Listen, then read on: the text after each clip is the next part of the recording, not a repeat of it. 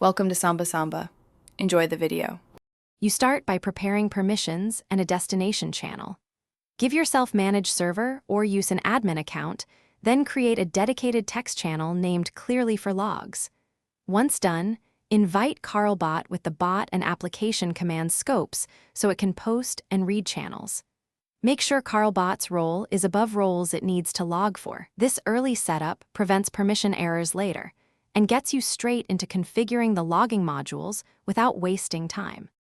Now configure what CarlBot will actually record. In the dashboard, select your server, then enable the server logging and any related modules like moderation and message logs. Once enabled, pick the channel you created as the output for each module and select the precise events to track: message edits, deletions, joins, role changes.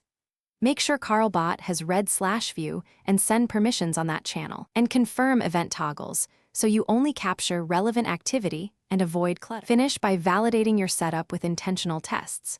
You should trigger sample events, edit and delete a test message, change a role, and have a test account join or leave. Once done, inspect the logs channel for entries.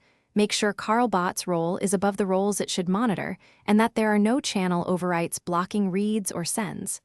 If logs are missing, reauthorize the bot with correct scopes and enable debug logging to pinpoint permission or event filter issues.